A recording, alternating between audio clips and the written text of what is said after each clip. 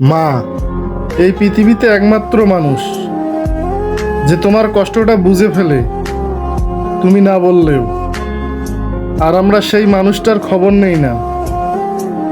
আমরা বড় হওয়ার সাথে সাথে সবাইকে সময় দেই, বন্ধু, প্রেম, মোবাইল, কিন্তু একটা মানুষকে ভুলে যাই যে আমাদের জন্য নিজের জীবনটাই দিয়ে দিয়েছে।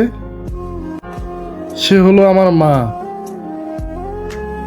মা কখনো বলে না আমাকে একটু সময় দে, কিন্তু ভেতরে ভেতরে সে অপেক্ষা করে। তুমি যখন ছোট ছিলে, রাতে ঘুমাতে পারতা না, মা জেগে থাকতো। তুমি অসুস্থ হলে মা খেত না। তুমি কাঁদলে মা আগে কাঁদতো। আর আজ তুমি ব্যস্ত, মা একা বসে থাকে। একদিন এমন সময় আসবে, তুমি ডাকবে মা, কিন্তু কোনো উত্তর আসবে না। তখন বুঝবে এই পৃথিবীতে সবচেয়ে আপন মানুষটা আর নেই। তখন হাজার মানুষ পাশে থাকলেও তোমার ভেতরটা ফাঁকা লাগবে। মায়ের ভালোবাসা কখনো সত্য দিয়ে আসে না। তুমি ভালো হলে মা খুশি, তুমি খারাপ হলেও মা তোমার পাশেই থাকে। সবাই যখন ছেড়ে যায়, মা তখন বলে আমি আছি। তুমি কি কখনো মাকে জিজ্ঞেস করেছো তুমি কেমন আছো মা? তুমি কি কখনো নিজে থেকে গিয়ে বলেছো মা আমি তোমাকে ভীষণ ভালোবাসি? আজই গিয়ে বলো, কারণ সুযোগটা সব সময় থাকে না। যেদিন মা থাকবে না, সেই দিন বুঝবে তুমি কত বড় একটা ধন হারিয়েছো।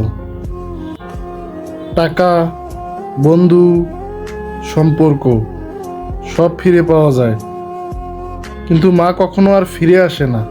যদি তোমার মা এখনো বেঁচে থাকে, তাহলে তুমি পৃথিবীর সবচেয়ে ভাগ্যবান মানুষ। আজই গিয়ে মাকে একটু জড়িয়ে ধরে বলো, মা আমি তোমাকে ভীষণ ভালোবাসি। পৃথিবীতে সব সম্পর্কের মধ্যে স্বার্থ পাওয়া যায়, কিন্তু মা নিঃস্বার্থভাবে ভালোবাসে। মা কখনোই তার ছেলেকে ফেলে দেয় না। মা শুধু তার জন্য না, তার সন্তানের জন্য বাঁচে। এরই নাম মা। আর আমরা সবাই এ যুগে মাকে ভালো না বেসে টাকা পয়সা, বন্ধু, স্ত্রী এদেরকে ভালোবাসা দেই। আজ মা আছে কিন্তু বুঝি না। কাল যখন মা থাকবে না, তখন বুঝবো। মাকে ভালোবাসলে আল্লাহ তাআলা খুশি হয়। তাই মাকে কখনো কষ্ট দিবা না। তোমার অসুস্থতার পাশে সব মানুষই চলে যেতে পারে, কিন্তু মা কখনো তোমাকে ফেলে যেতে পারে না। মা তার একবারে খারাপ ছেলেকেও নিজের সন্তানের মতো ভালোবাসে, সে যতই খারাপ হোক না কেন।